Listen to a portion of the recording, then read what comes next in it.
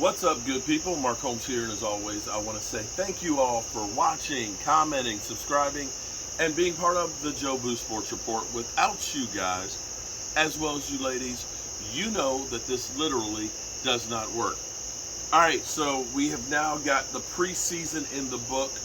Rule number one in preseason is get out without having injuries. Unfortunately, we did not do that. Kellen Joseph went out early with head injury. We believe he's in concussion protocol. Hopefully that's not really bad. But here's the but. The Cowboys now have to get cut down. They have to make their cut downs to the roster Tuesday by 4 o'clock.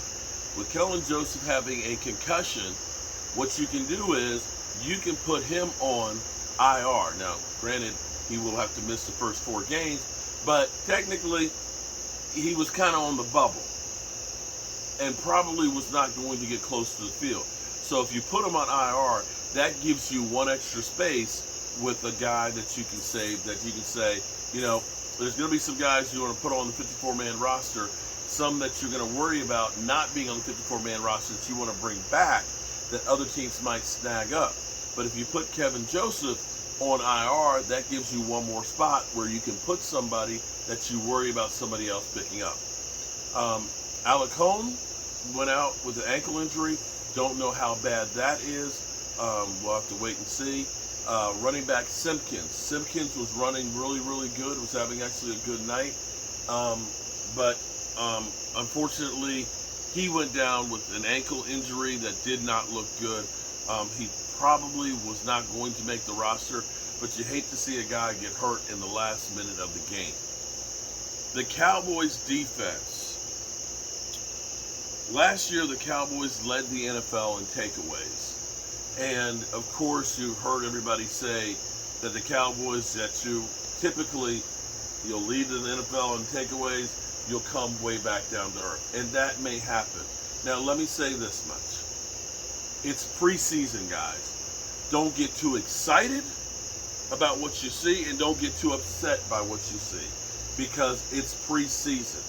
If you looked at the first drive that the Cowboys had, they were going against Seattle starters. If you looked at the first defensive series the Cowboys were going against, it was against the Seattle starters. The Cowboys have not let their starters anywhere near the field in preseason. So you don't know the true makeup of the team. But with that being said, you're looking at individual matchups and guys who compete. And for the Cowboys defense, which got 4 takeaways tonight, okay? Now, that was the Cowboys players being in the right position at the right time, and also because the quarterbacks for Seattle were bad. But it's also a philosophy of the defense of having your head on a swivel and having your face towards where the ball is coming from and being aggressive. The Dallas Cowboys defensive front, make no mistake about it, the Dallas Cowboys defensive front is young, it's strong, it's fast. When they went in an all-out blitz, dudes, you got no, I don't care who you, if they go like that against Tom Brady, even Tom Brady will shit his pants.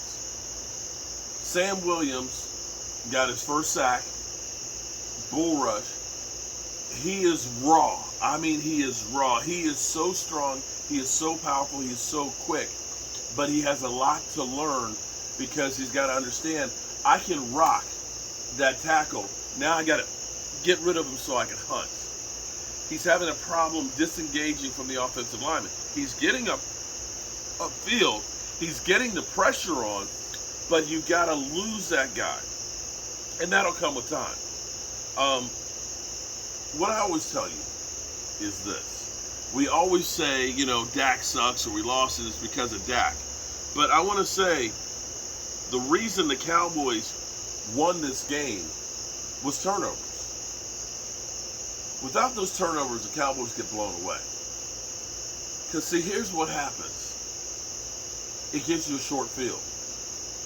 It gives you momentum. It gives you excitement. It changes the pace of the game. And the other thing, we still had 10 penalties, I think, for 90 yards. Not great, but not as bad as the 17. But you have to understand, when Seattle was making penalties, you could see, when I tell you, they get a holding call where it would have been first down on the 1 yard line, first and goal. Instead, it's first and 20 from the 30. Those are two totally different things and two totally different situations for your quarterback. Penalties are drive killers. Now, I'm still mystified and don't know what the Dallas Cowboys' plan is as far as replacing Tyron Smith. The way I feel like is the Cowboys are planning on putting Tyler Smith at tackle. And I believe that, you know what, you invested a first round pick. You looked at him and said, he is the best guy on the board for us, and he is an offensive lineman that we believe is going to replace Tyron Smith. If you truly believe that, and you believed in what you were doing on the board, then you believe that his time is now to start playing him there, which you kind of gotten the hints from the Cowboys for doing just that. What didn't make sense to me is playing Connor McGovern tonight at center. If you're going to play Tyler Smith at tackle, then Connor McGovern is playing guard. Why do you have him at center then? Now, if you have your sights set on a trade and you already have a trade in works, and you're still thinking about Tyler Smith being the guard, then that makes sense. So I don't know where we go with this. I don't know. This is a great mystery. I believe that the Cowboys, knowing Stephen Jones and Jerry Jones, who always tell us the best case scenario, that we believe we got the guy on the roster, that they'll go out and try and sign some depth after the cuts, bargain basement shopping. Another injury, by the way. We end up also having Alacon went down with his ankle, which means one of the guys that you're looking at. And some people said, well, let's just have Alacon start at guard. Unfortunately, Alacon had a couple of penalties and also got blown by on one pass rush. Did not have a great game tonight. I'll go through tomorrow. I'll look at the film a little bit more and stuff, because it's hard to watch a lot of the individual matchups and things when you're live streaming and trying to carry on conversations. Let me say shout out to my man Brian Green, as well as Primetime Phil, who joined the stream so we could carry on the conversation. Made my life a lot easier. Got some great knowledge and were able to bounce things off of them, and had some fun. And hopefully you enjoyed the live stream. You know, I got excited, you know, kind of getting myself ready for the regular season and things. But the Cowboys now will start the process of getting to work for Tampa Bay. Backup quarterback situation. Ugh. Ben DiNucci got his second touchdown for the offseason with no interceptions, which is amazing. Sidearm Sally was the hero tonight to drive them down the field and get them in for the score. Tight end Linderman showed you toughness and gave you a hint of Jason Witten getting his helmet knocked off and still continue to go forward, getting the 15-yard penalty. And that's another one of those things that you looked at that drive for the game-winning score. The Cowboys ended up getting some calls that ended up being extra 15 yards here, 15 yards there, that made all the difference in us getting that score. But he also ended up catching a touchdown pass.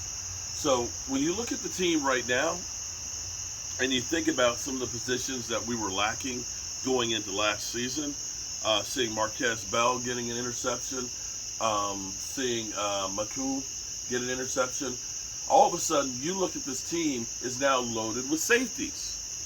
Going into last year, we were like, we got Donovan Wilson and that's it. Now all of a sudden we have multiple safeties that are looking good. Deron Bland had some great plays and stuff in there tonight as well. Had one that was bad, but ended up making up for it with other plays. So you look at that and say, we have some pretty good young defensive backs. And that's one of those things we looked at a year or so ago we didn't have. You looked at our defensive line. You see Neville Gallimore and Tristan Hill. You end up seeing Sam Williams, guys that are backups, that we now have more defensive linemen than we thought we were ever going to have, because going into last year, we had the coverage bare. Where we're lacking, of course, is the offensive line. Bell played a little bit better tonight, but I ain't ready to see him to be a starter going against number one guys. Where we're lacking truly is the offensive line, and we're going to need to do something about that. And as far as backup quarterbacks, I think Cooper Rush is still our backup quarterback. Will Greer didn't do enough to, I think, to unseat him.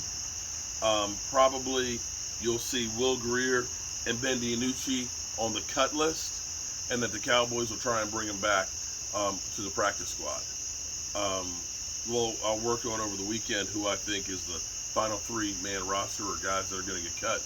But some of these are going to be difficult, and some of these are going to be sad, because you've gotten to know these guys and their stories, and you really want to root for them to be Cowboys and to be Cowboy great players. So, let me say, I've had enough of the YouTube for the day. I don't want to hog it all up.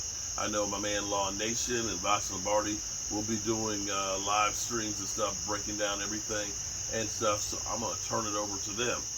And then tomorrow, we will be doing watching the Commanders as well as the Eagles for at least the first half probably, and then we're going to be joining Primetime Phil and Brian Green for a live stream after that at 8 o'clock. So definitely tomorrow and this weekend we'll definitely be busy with all you guys. So that's all I got for you tonight, except for make sure you tell the people you love them right now. Don't wait. Life is too short. My wife just found out yesterday that a girl that she went to high school with literally just died. Just died. 1 year older than she is. Life is too short and life is too precious to wait. And don't waste your time with mindless minutia that does nothing to help you. The world is full of so much hate and animosity that everybody has got their tribe, and if you're not in my tribe, we got to go to war. Screw all that.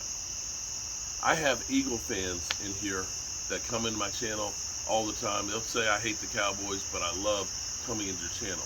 And that's what life should be. We can be different, and we can still be friends.